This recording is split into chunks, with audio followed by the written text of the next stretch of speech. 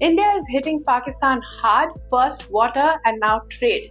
The Confederation of All India Traders or CAIT has unanimously decided to completely halt any kind of trade with Pakistan.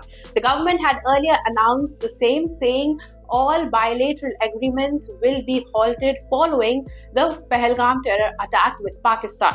Now, the industry body has pledged to halt trade with Pakistan at their two-day National Governing Council meeting, which was attended by over 200 prominent trade leaders from 26 states across India as per reports. The trade leaders emphasized that continuing trade with the hostile country is completely unacceptable.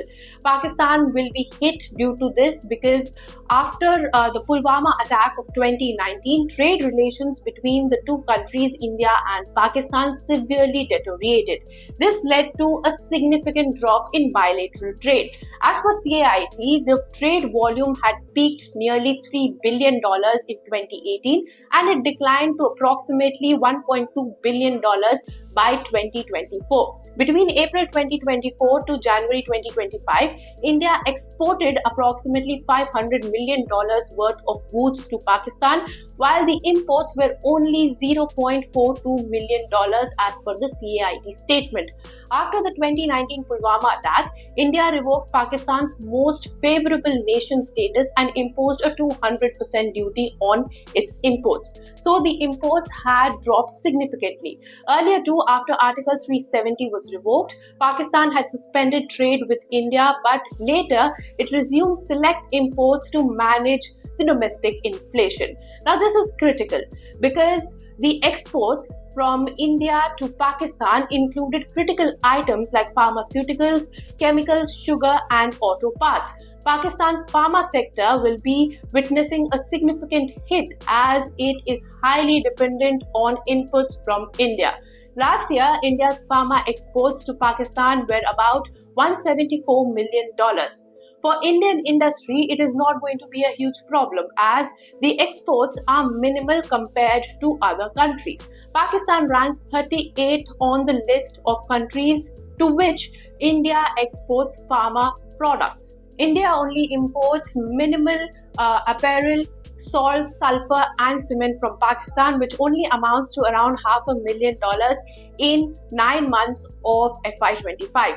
Pakistan imports Indian goods from the UAE and New Delhi could also leverage its strong trade ties with UAE to halt facilitation of trade for Pakistan.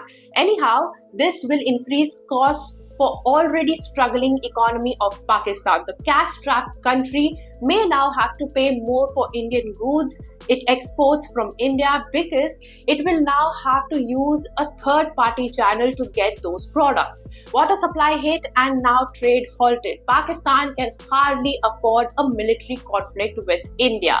It has just been back from a brink of bankruptcy and is still not out of danger. Its economy, which broke down after the pandemic, is barely recovering and the country is surviving on loans. A military conflict with India, even if short and contained, could spell doom for the country's struggling economy. While the economy is barely maintaining or managing to survive with high inflation and debt, World Bank has also lowered Pakistan's GDP growth forecast to 2.7% for the current fiscal year, citing continued economic stabilization but persistent constraints from tight monetary and fiscal policies.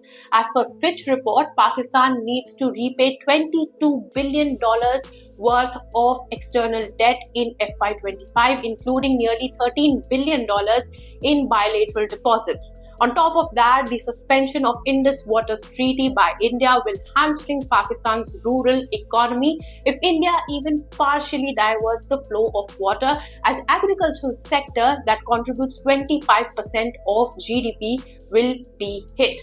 It is a struggling economic scenario. A war with India could shatter the economy completely for Pakistan or at least have a significant impact. For more such news and views, keep watching ET Now. If you like this video, then like, share and subscribe to ET Now.